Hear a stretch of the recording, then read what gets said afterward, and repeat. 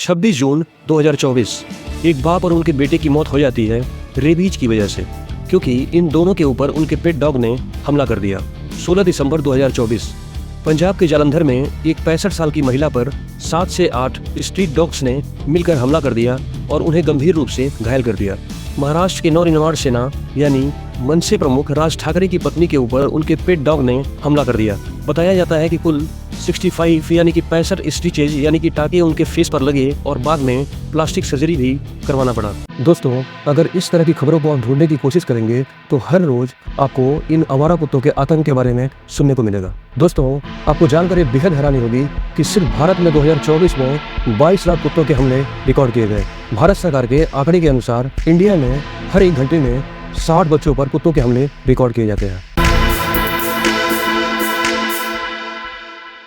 ये कहानियां और आंकड़े इतने दर्दनाक हैं, लेकिन शायद ही इन कुत्तों के आतंक पर कोई बात करता है। कोई ये पूछने की कोशिश करता है कि आखिर ये क्यों हो रहा है और इसका सलूशन क्या है। तो आज के वीडियो में समझते हैं इन आवारा स्ट्रीट डॉग्स के इशू को।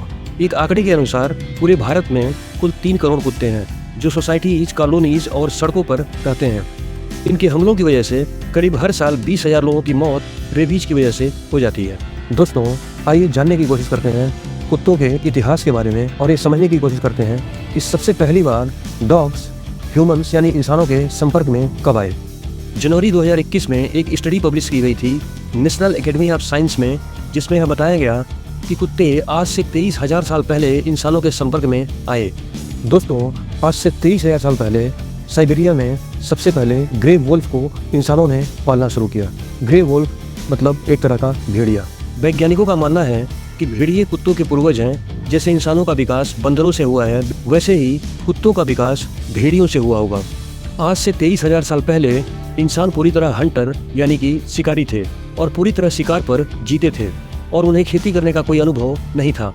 शिकार के दौरान कुत्ते इंसानों की टेरिटरी में आए और इस तरह पहली बार कुत्तों की इंसानों पर डिपेंडेंसी बढ़ी होगी और ये इंसानों के अच्छे कंपेनियन बनते चले गए। समय के साथ साथ इंसानों ने नोटिस किया कि अलग अलग नस्ल के कुत्ते अलग अलग कामों में बहुत ही उपयोगी हैं। इंसानों को लगा कि कुछ नस्ल के कुत्ते ऐसे हैं जो हंटिंग यानी कि शिकार अच्छा कर लेते हैं, जैसे जैक रसल टेरर। डॉगहुंस ब्रीड के कुत्ते अच्छी होल्डिंग कर लेते हैं यानी कि अच्छा घेराव कर लेते हैं। डॉबरमैन जैसे नस्ल के कुत्ते गार्डिंग अच्छी कर लेते हैं। इंसानों ने डॉग्स के ऐसे कैरेक्टर्स को देखकर इनकी ब्रीडिंग शुरू की और उसके बाद बहुत सी नस्ल के कुत्ते निकल कर आए। दोस्तों, सबसे बड़ा सवाल ये उठता है कि कुत्तों की इंसानों पर डिपेंडेंसी कैसे शुरू हुई होगी, यानी कि कुत्ते इंसानों पर कैसे डिपेंड हुए। मेनली 3 तरह के कुत्ते हो सकते हैं। पहले वो कुत्ते जो घूमते रहते हैं और इंसानों यानी ह्यूमंस पर पार्शियली यानी कि आंशिक तौर पर डिपेंडेंट है, यानी कि सोसाइटीज और कॉलोनी में रहने वाले लोग उन्हें खाना और बिस्किट दे देते हैं, जिसकी वजह से ये सर्वाइव कर पाते हैं। लेकिन इन कुत्तों के पास अनरिस्ट्रिक्टेड मूवमेंट का राइट्स है, यानी कि इस कैटेगरी के कुत्ते कहीं भी आ जा सकते हैं, उन्हें कोई रोकता नहीं है। दोस्तों, दूसरी कैटेगरी के डॉग्स वो डॉग्स हैं जो अनरिस्ट्रिक्टेड हैं और इंसानों के ऊपर डिपेंड नहीं है, क्योंकि उन्हें अगर कोई खाना ना भी खिलाए तो भी ये सर्वाइव कर पाते हैं, क्योंकि आसपास के कूड़े के ढेर और डस्टबिन से उन्हें खाना मिल जाता है, जिसकी वजह से ये खुद से सर्वाइव कर लेते हैं। दोस्तों, तीसरी कैटेगरी के डॉग्स वो डॉग्स हैं जो पेट है, यानी कि जो पहले पालतू थे अब उनके मालिकों के द्वारा उनको छोड़ दिया गया है। सेकेंड और थर्ड कैटेगरी के कुत्तों में इतना अंतर है कि सेकेंड कैटेगरी के कुत्ते बचपन से सीखते हैं कि कैसे खाना ढूंढना है और कैसे रोड पर नेविगेट करना है, यानी कि कैसे रोड पर चलना है। तीसरी कैटेगरी के कुत्ते जिन्हें छोड़ दिया गया है उनके मालिकों के द्वारा, वो ये सब नहीं सीखते। कैसे पानी पीना है, वो अपने लिए खाना नहीं ढूंढ पाते, अक्सर रोड एक्सीडेंट में मारे जाते हैं। गंदा पानी पीने से उन्हें प्रॉब्लम हो जाती है। दोस्तों, 2021 के state of pet homelessness index report के अनुसार दुनिया के अन्य देशों के अनुपात में भारत में पालतू जानवरों को छोड़ने का परसेंटेज सबसे ज़्यादा है। जहां दुनिया के अन्य देशों में पालतू जानवरों को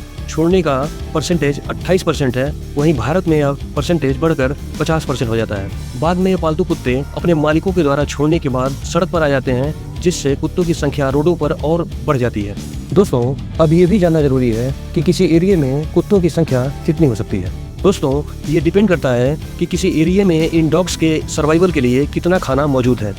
एक रिसर्च के अनुसार सोसाइटीज और कॉलोनी में कुत्तों की संख्या के बढ़ने का एक मुख्य कारण यह भी है कि जिस अनुपात में खाना इनको मिलता है उससे ज़्यादा कुछ डॉग लवर्स इन्हें बिस्किट और अन्य चीज़ें खाने के लिए देते रहते हैं, जिससे एक्स्ट्रा डॉग्स का सर्वाइवल आसान हो जाता है और इसकी वजह से इनकी दूसरे एरिया में खाने की खोज में जाने पर रोक लग जाती है और वो मूवमेंट करना बंद कर देते हैं। ज़्यादा डॉग्स की वजह से रेबीज का खतरा भी बढ़ जाता है। कोई भी कुत्ता जो वैक्सीनेटेड नहीं है उससे रेबीज हो सकता है। दोस्तों, रेबीज इतना खतरनाक रोग है कि अगर ये आपको हो गया तो आपको मरने से कोई नहीं बचा सकता। दोस्तों, आपको याद होगा कोविड के टाइम पर डेथ रेशियो 0.3 टू 0.4% था, लेकिन रेबीज के केस में यह केस पूरे 100% है। रेबीज फैलता कैसे है? कोई कुत्ता जिसको रेबीज हुआ हो अगर आपको काट ले तो आपको रेबीज हो जाएगा। इंटरेस्टिंग बात यह है कि अगर किसी कुत्ते को रेबीज हुआ हो तो वह लोगों को काटता ही रहता है। दोस्तों, पूरी दुनिया में कांगो के बाद सबसे ज़्यादा रेबीज के केसेज भारत में मिलते हैं, जो एक चिंता का विषय है। वर्ल्ड हेल्थ ऑर्गेनाइजेशन के एक आंकड़े के अनुसार हर साल भारत में 20,000 लोग रेबीज की वजह से मारे जाते हैं। दोस्तों, आइए अब समझते हैं सरकार ने क्या एक्शन लिए हैं इन डॉग्स के इशू से निपटने के लिए। दोस्तों, animal welfare board of India यानी कि AWVI, जिसकी शुरुआत 1989 यानी कि 1989 में हुई, इसका मेन पर्पस था डोमेस्टिक एनिमल्स पर हो रहे अत्याचारों को रोकना। AWVI ने एक टर्म क्रिएट किया, स्ट्रीट डॉग फीडर्स। इस संस्था ने इन लोगों को लीगल राइट्स दिया है कि उन्हें अलाउड है इन स्ट्रीट डॉग्स को खाना खिलाना। दोस्तों, 2021 में अमेरिका के CDC यानी कि centre for disease control and prevention ने हाई रिस्क कंट्रीज से डॉग्स के इंपोर्ट को बैन कर दिया। इंडिया को भी उन्होंने हाई रिस्क कंट्रीज में ही क्लासिफाइड किया। इनका ये मानना था कि इंडिया के डॉग्स में रेबीज है और अगर इंडिया के डॉग्स अमेरिका में आएंगे तो उनके यहाँ रेबीज का खतरा बढ़ जाएगा, क्योंकि 2007 में अमेरिका ने अपने देश से पूरी तरह रेबीज को खत्म कर दिया है। अमेरिका के इस डिसीजन की वजह से भी इंडिया में स्ट्रीट डॉग्स की संख्या बढ़ गई है। दोस्तों, अब सवाल ये उठता है कि इन सारे इशूज का सलूशन क्या है। आइए समझते हैं जो सलूशन डिस्कस किए जाते हैं एक एक करके। पहला सलूशन ये है कि इन सारे डॉग्स को मार दिया जाए। ये थोड़ा शॉकिंग है, लेकिन बहुत सी कंट्रीज ने ऐसा ही किया है।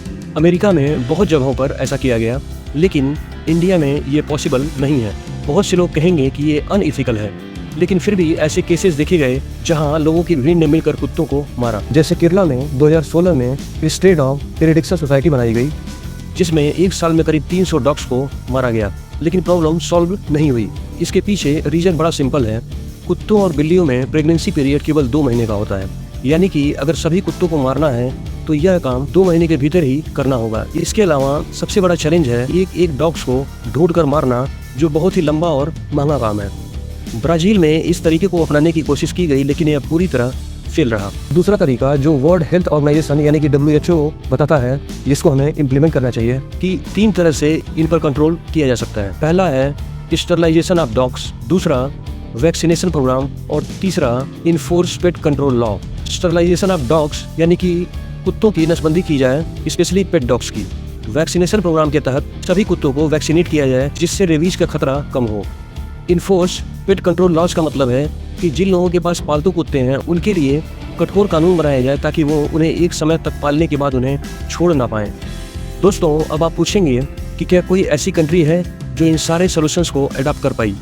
तो इसका जवाब है जी हाँ। दोस्तों, नीदरलैंड एक ऐसी कंट्री है जहाँ इस तरह के एक भी डॉग्स नहीं है। नीदरलैंड में ये सब कुछ संभव हो पाया वहाँ की गवर्नमेंट की वजह से। वहाँ की सरकार ने काफ़ी कोशिश की, जैसे सभी डॉग्स को फ्री वैक्सीनेशन, गार्बेज और डस्टबिन की क्लीनिंग, पेट एडॉप्शन पॉलिसी, जिससे कि वहाँ पे आज की डेट में एक भी स्ट्रे डॉग्स नहीं है। दोस्तों, वीडियो के आखिरी में मैं महात्मा गांधी के विचारों को कोट करना चाहूँगा, जो इस तरह है: अगर आप जानवरों को अपना सच्चा मित्र मानते हैं तो उन्हें खुला नहीं छोड़ सकते, बल्कि उनके साथ वैसा ही व्यवहार कीजिए जैसा अपने मित्रों के साथ आप करते हैं। दोस्तों, सोशल टॉपिक्स पर बनी ये वीडियो आपको कैसी लगी, इसके बारे में आप हमें कमेंट में बता सकते हैं। साथ ही साथ अगर आपको किसी टॉपिक पे वीडियो चाहिए तो आप हमें उसके बारे में भी कमेंट में लिख सकते हैं। धन्यवाद आप सभी लोगों को इतना प्यार देने के लिए और वीडियो को देखने के लिए।